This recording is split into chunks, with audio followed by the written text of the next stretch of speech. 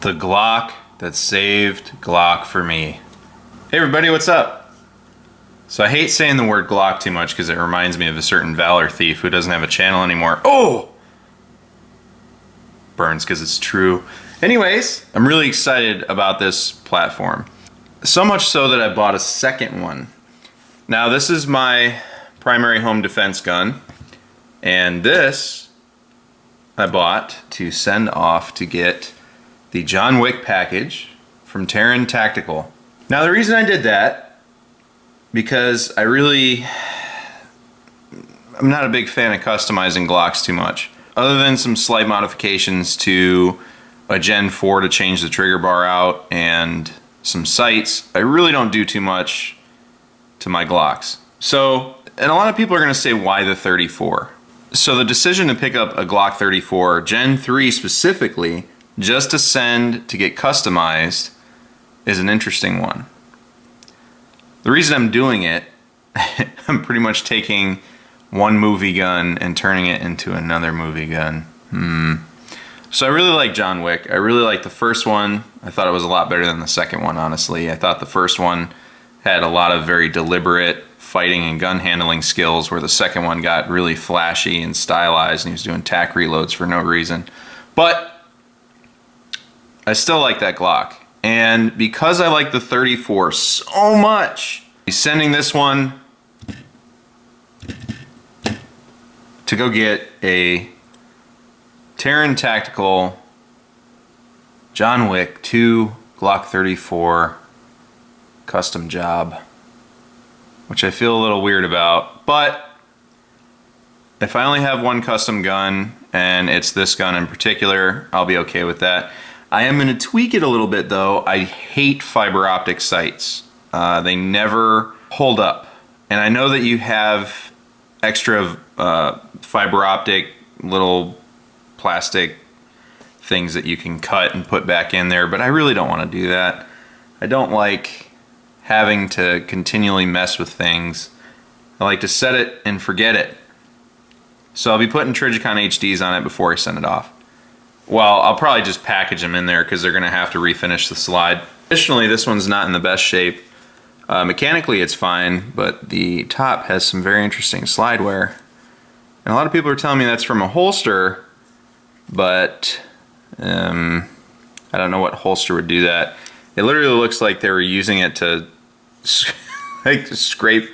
I don't know. Like they used it to position something that had to slide. I'm not sure. And also, whoever did the sight work on it before, this was probably wearing some fiber optics, did a nice, you can kind of see it there, the light that I'm using is washing it out, but in normal light you can definitely see there's that silver rectangle there. Oh, there you go. So you can kind of see that it's there. Not super pumped about that. That's why I'm taking the Man on Fire gun and turning it into the John Wick 2 gun. But back to the 34. The reason I like the 34 so much is because it has a presence to it. It's on the 17 frame. I really like the 17. I'll be getting another 17. I already shot this video once, and I had my wife's 17 here. She's on a road trip, and that's what she took with her. So my wife's 17 has a few things on the frame that I appreciate, and I might incorporate into this. What I'm gonna do is put a Overwatch Precision FALX trigger, FALX? I don't know what it stands for, and a veteran-owned company should know that veterans don't know how to read, so I don't know why they would put a crazy name like that.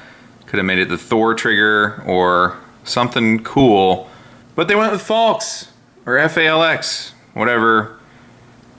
Yeah, whatever that's supposed to mean. So I'll be putting that in there. It has an NP3 coated Gen 3 trigger bar, and we'll be changing the trigger bow. I'm not going to be changing the connector or anything in there. I'm hoping that that will give me what I'm looking for with smoothness and maintain reliability. I'm also thinking about doing an undercut. The only problem is when you do an undercut, it changes how well the finger grooves work. So if you take the finger grooves off and do an undercut, it works really well. If you just do an undercut and the finger grooves fit you just fine as it is, then you're kind of in a weird spot. I could just radius this, and I do have a Dremel, and I, again, as an aspiring gunsmith who's still learning, I really am nervous about Dremel work. I hand polish all parts that I polish. I never Dremel anything. But we have one, and Dremeling's the way to go for your trigger guard. I don't know if I'm gonna do it myself or have someone else do it, and I just want that. So we'll see. The stock grip is good for me, and I'm not crazy about welding this via stippling to the frame because I don't know if this will change. I really like having this, but I might decide, you know, I might injure my hand or something like that in the future, so I don't want to make this permanent because reasons, I guess. But that's pretty much all I'm going to do. I'm entertaining stuffing a grip plug in there. I've got enough rounds through this now. Well, one, I should probably do a review on it, but I've been shooting this a lot, and I really like the 34. I don't like the 19. It's not a bad gun. It's not for me. The VP9 covers that base for me, and the Glock 17 will cover the full-size polymer base for me for a striker gun. And the 34 is my preferred pistol. I actually have several holsters for it thanks to one of my viewers, and I could concealed carry this exact package, but I'm not sure if I would want to carry something this big. I think a 17 would be fine. This is something I'll bring up in a review, but I am concerned about this here. It's not like a Beretta where it hugs the slide so much as it's an open window for stuff to get jammed in there, which is a shame because when I watch the videos of people shooting them online and I watch my own footage, I love this top profile with the cutout. I don't know what it is about this pistol in particular, but it's a really good looking gun to me, and I think Glocks are ugly because they're usually boxy, but this one has a nice rolled front end. It has a nice barrel length.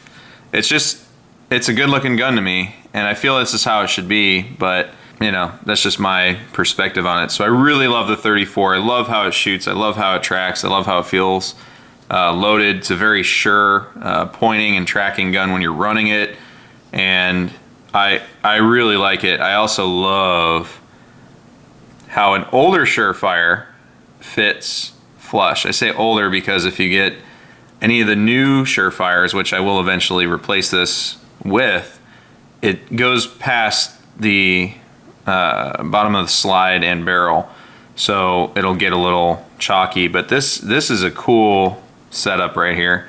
I like this a lot better than the TLR1. My wife had this hidden away in a bag and she hadn't seen it in years, and she's like, oh, I guess I have one of those. I was like, oh, I guess I'm gonna use it then. I'm gonna have to replace it with some new Surefires for her.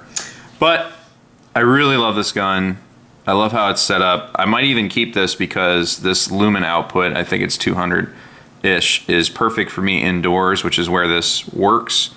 And if I take it outside the house, I'll switch it to one of the 600 lumen units, very similar to the Legion unit. Oh man, it's like I should have rolled that in and showed you the difference in length. Anyways, but yeah, namely, the only thing that's holding me up on this gun, completely loving it right now, is the trigger and how not good it is. It's definitely breaking around 6 to 6.5, where this Gen 3, oh yeah, that's easily a whole pound lighter. And it's a little cleaner because it doesn't have that bump that the Gen 4 has. And there's a lot of Glock guys that try to explain away that bump like it doesn't do it.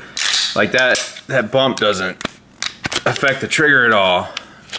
Well, and it doesn't interface with the slide. And if it didn't, then it wouldn't wear that shiny flat spot like all of them do after you shoot them. So understand the idea behind that. I know it's to try to keep the slide more aligned for accuracy. That doesn't make any sense to me, but they did that. I'm gonna get rid of it. I'm gonna try the Overwatch trigger, and that's where this is gonna go. But the main story for this isn't really a review, it's more of a discussion. Glocks aren't for everybody, and for me, the 19 is one of those guns that I shoot well, I just don't like it. I don't enjoy shooting it. I don't pick up a Glock 19 and say, yes, or wow, or man, this is the only gun I need, or anything like that. It just doesn't speak to me that way. I respect it for what it is and what it does, and the actions and what it brings to the table are very hard to ignore. 15 rounds, 4-inch barrel, 6-inch sight radius, and a package that size is very, very awesome. But I had good luck with my Gen 3. I sold it like an idiot, and I'd still have that particular pistol if I wasn't absolutely retarded and sold it.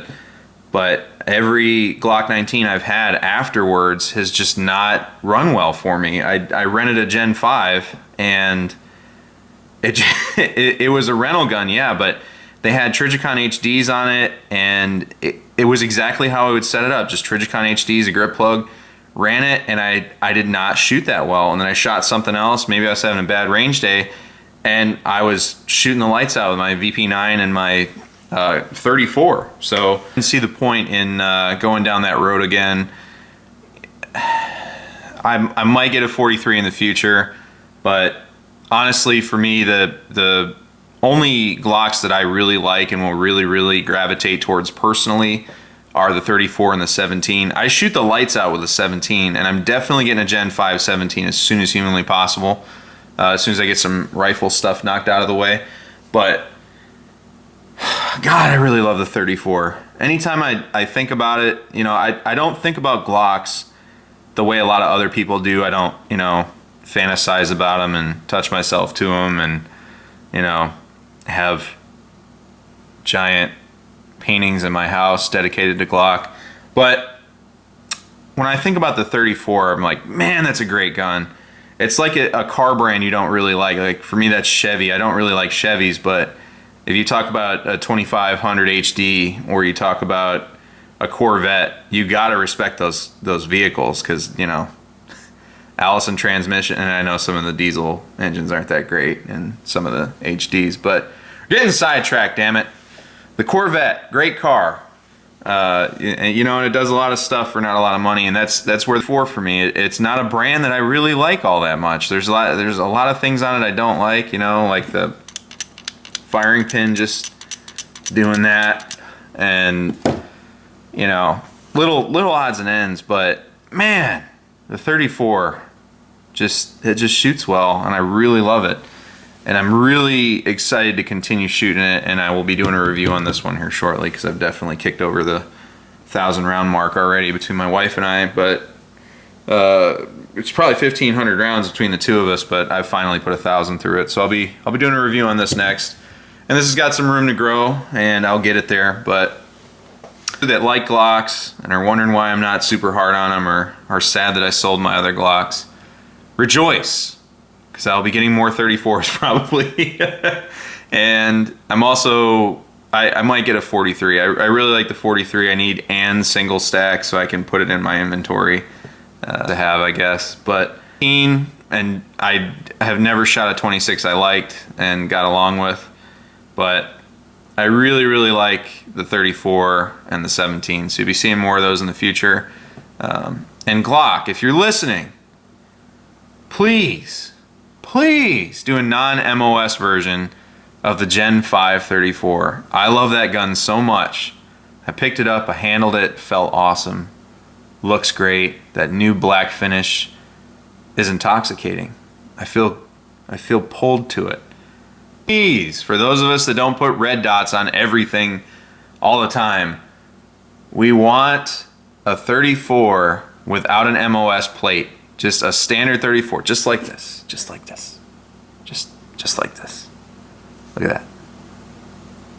34, no plate, no cutout, And I know a lot of guys that run 34s in a law enforcement capacity that would love a Gen 5 34, but they can't run a dot on their pistols. And some of them don't want the dot, they just want to put nice sights on it and put it in their holster. A Gen 5 34 non-MOS would be an amazing duty weapon. So Glock, please, please Glock, non-MOS 34. Thanks for watching. Take care of each other, stay safe, and support and defend the Constitution of the United States of America.